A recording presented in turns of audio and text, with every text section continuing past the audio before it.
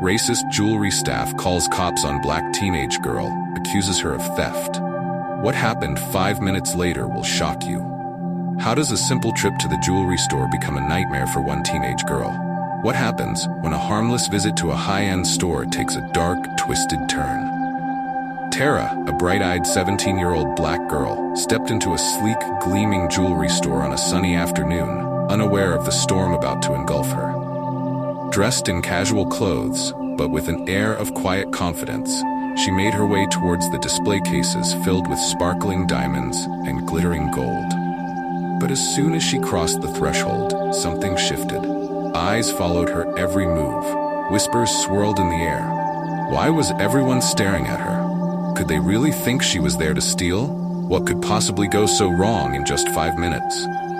From behind the counter, the store manager, a sharp-eyed woman with a tense expression, watched Tara like a hawk.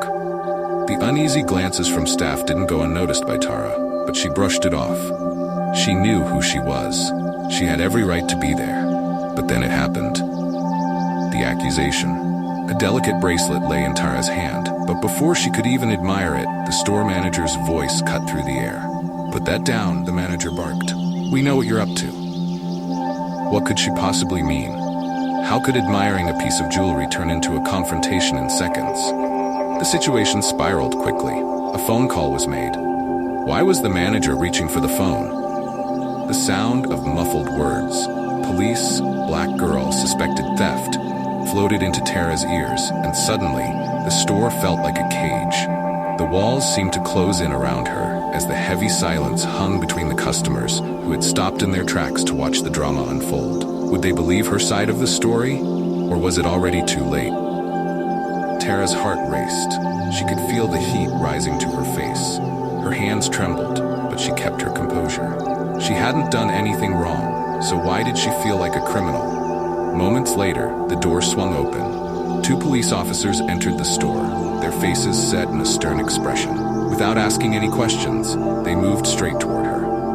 Would they even bother to hear her out? Would they arrest her right here in front of everyone? "Is this the one?" the officer asked the manager, who nodded eagerly.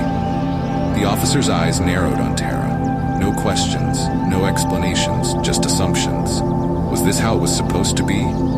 Judged before you could even speak? Was her fate already sealed because of the color of her skin? But just as they moved to handcuff her, the door swung open again. This time it wasn't just another officer. It was someone who would change the course of the entire situation. Tara's father, tall, imposing, and dressed in full uniform, stepped into the store. His badge gleamed, and the officers froze mid-action. What would happen now? Would they dare accuse the daughter of one of their own? Would they even realize who they were dealing with? Tara's father, Chief Marcus Hayes, was no ordinary police officer. He was the head of one of the most respected divisions in the city's police force, and his reputation for fairness and justice was well known. But today, he wasn't just an officer. He was a father, one whose daughter was in the middle of what could quickly become a nightmare. His eyes scanned the scene, taking in the 2 officers poised to arrest Tara, the eager store manager, and the wide-eyed customers who had gathered to watch the drama unfold. How would they react now? Would the officers back down? Or would they escalate, even with a police chief standing before them? What's going on here? His voice was calm but carried the weight of authority. The officers straightened up, their hands still hovering near the cuffs. One of them, Officer Reed, stammered, "Sir, we were called for a suspected theft." Marcus didn't flinch, his eyes locked onto the store manager, who seemed suddenly nervous. "And what exactly did she steal?" he asked, his tone sharp enough to slice through the tension. The manager shifted uncomfortably. She pointed toward the delicate bracelet still in Tara's hand, her voice trembling with an odd mix of confidence and hesitation. "She was holding that, and Marcus cut her off. "Holding it? Was it in her bag? In her pocket? Did she try to leave the store with it?" His questions fired off rapidly, leaving no room for ambiguity. The manager faltered. She hadn't expected such an intense interrogation. How could a simple accusation unravel so quickly? Was it possible she had misjudged Tara from the very start? Tara stood still, her father's presence a calming force, but inside, the sting of the false accusation burned deep. She hadn't even taken a step toward the door, hadn't tried to hide anything, yet they had called the police on her like she was some common criminal. What would have happened if her father hadn't arrived? Would they have just dragged her out in handcuffs without a second thought? Officer Reed cleared his throat, still visibly unsure of how to proceed. "Sir, we were called here under the assumption that this young lady was attempting to steal. We had to respond."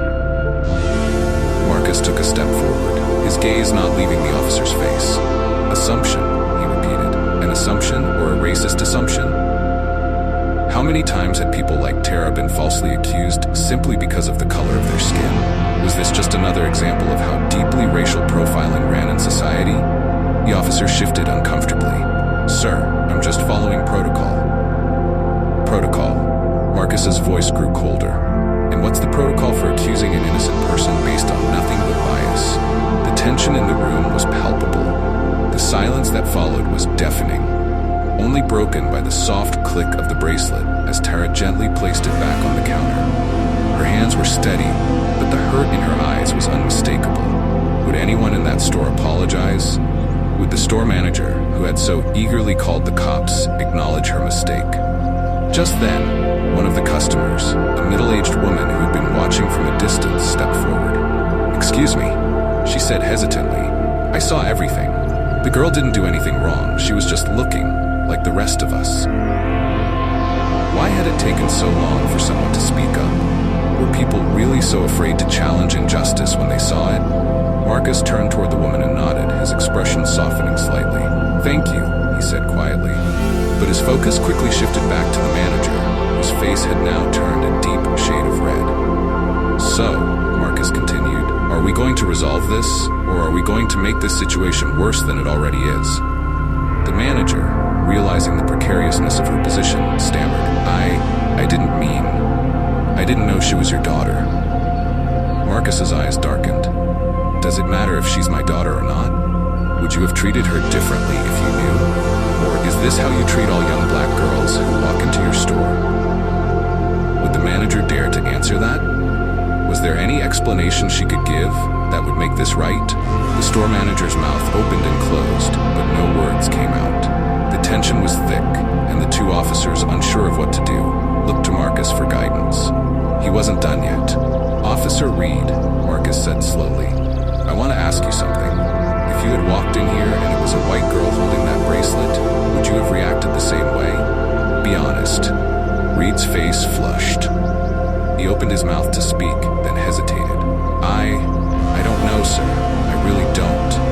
Wasn't that the real problem? That hesitation, that deep-rooted uncertainty about how people were treated based on their race? Marcus sighed heavily. "That's exactly the problem. You don't know. And until you do, people like my daughter will always be viewed as suspects first, human beings second." The store manager, still silent, lowered her eyes to the floor, perhaps realizing the gravity of what had happened. But was that enough? Could mere embarrassment undo the harm already done? Would they walk away from this without any accountability? Would the world continue to turn with no one held responsible for the humiliation Tara had suffered? Marcus turned to Tara, his voice softening. "Are you okay?" Tara nodded, but the hurt was still there. "Yeah, Dad, I'm okay, but what about all the others? The ones whose fathers don't walk in wearing badges?" Tara didn't have to say it. The question hung in the air, unspoken but understood by everyone present. Marcus looked back at the officers. "We're leaving.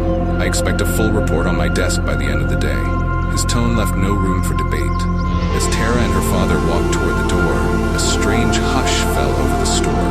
The customers, the manager, the officers, they all stood frozen as if waiting for something more to happen. But what did they expect? An apology? Redemption? Could anything make up for the damage that had already been done? As the door swung shut behind them, one final question lingered in the air. How many more times would this happen? How many more black girls would have to prove their innocence before the world finally changed? If you've watched this far, comment which country you're watching from and leave a 100 in the comment section because you are type of person that likes to finish what they started. Remember to like, share, and subscribe to get notified whenever we drop new videos.